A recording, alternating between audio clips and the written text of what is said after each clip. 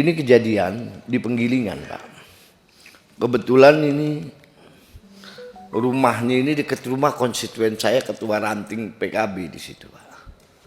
Jadi saya tahu benar ini orang yang melakukan hal ini nih, dia bukan pertama kali melakukan hal ini kepada Mbak apa namanya? Mbak Dwi. Bukan pertama kali. Ini sudah kesekian kali.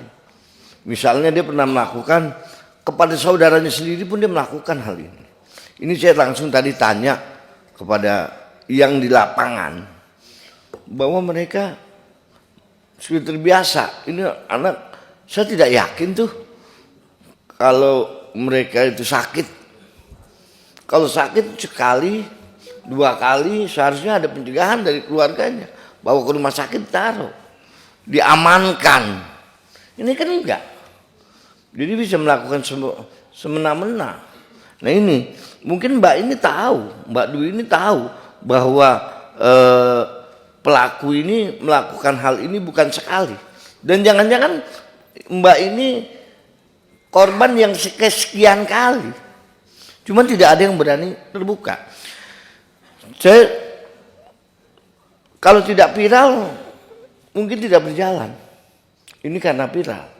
Ini sudah 2 bulan. Ada yang di lapangan tuh orang bapak tuh yang buser yang suka pakai belangkon tuh, yang suka viral-viralin. Nah itu kita bukan butuh viral tapi butuh penanganan.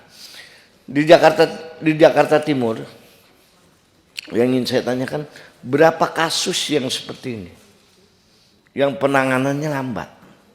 Jangan-jangan nih bukan hanya di Jakarta Timur, jangan-jangan se-DKI Jakarta banyak hal ini. Karena ini sudah rahasia umum, Pak. Sudah rahasia umum bahwa kalau kita datang ke polisi, kita tidak punya uang, kita tidak dilayani. Kita punya uang, baru kita layani. Tapi kalau Pak Kapolres enggak, Pak Kapolres saya kenal benar Pak Kapolres ini baik, sedapil gitu, nggak enak juga.